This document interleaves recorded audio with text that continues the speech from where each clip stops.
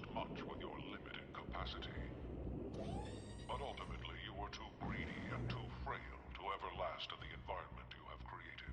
Soon, the Earth will no longer be inhabitable for any Hey everyone, welcome to my review of the Marvel Legends series Ultron from the Cassie Lang Build-A-Figure wave.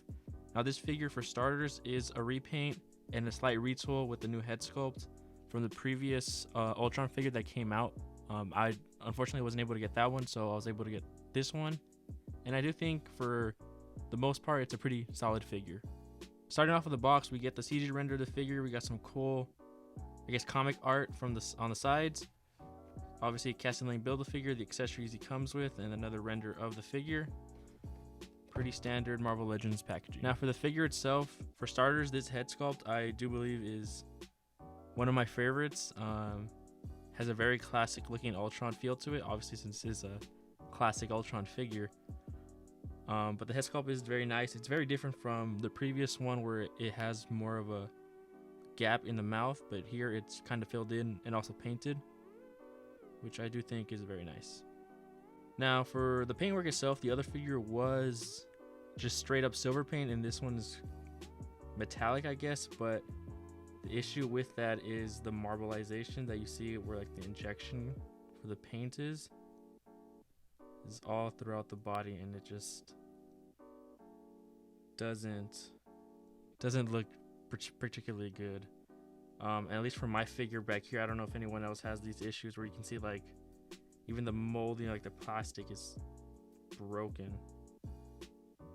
Again, I just picked this up. I just got this today delivered to me, so I don't know, maybe it's just a QC issue, but the marbleization of the paint is just not my favorite thing, and it just really breaks up like the clean look that this classic Ultron has. But getting to the articulation, it's going to be pretty standard. Good 90-degree pinless double jointed elbow, gets you that much. Hinge and swivel fists. Head can rotate. It can look up that much, which isn't really great at all. It doesn't really, actually, I don't even think it looks up. He can kind of look down, but again, not really. So the head articulation is not the best, which is odd because there's like nothing obscuring this figure.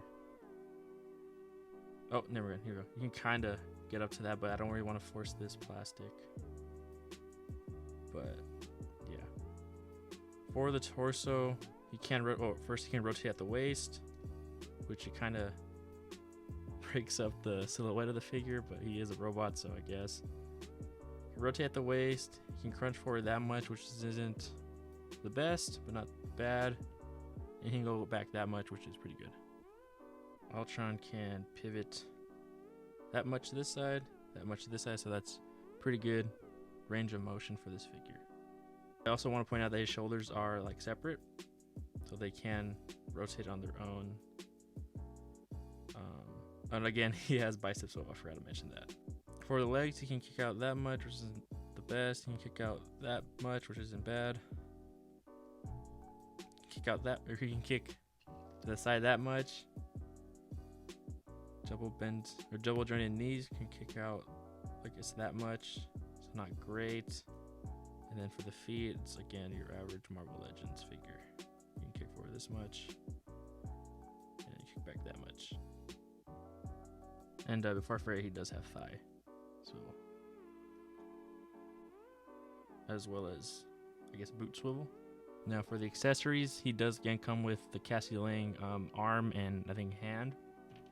And then he also comes with his own pair of hands with also one extra one where it's kind of like his, you can see here in the box, kind of like his world conquering hand for expressive. And then the crackle effects, which to my knowledge, these are painted.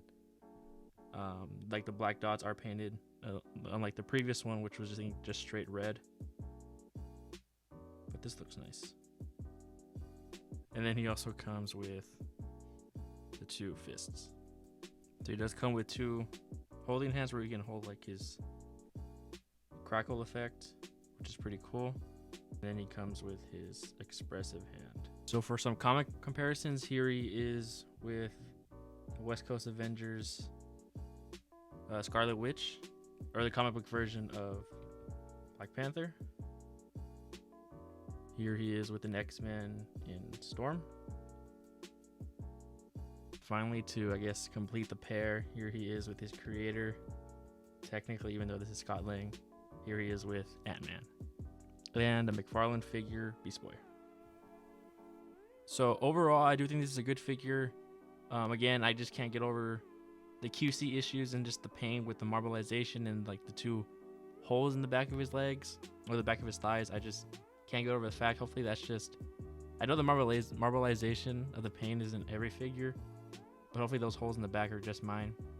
I do think this is a figure that you should pick up if you haven't gotten your comic book Ultron, because I know the previous one is going up in price in the aftermarket. But I do know that these figures, once they come out, I think in late August, they will be on sale. So if you can pick this up on a sale, I highly recommend it. But yeah, that's all I have for you guys today. Thank you guys for listening. Thank you guys for sticking around, and I'll see you in the next one. Peace.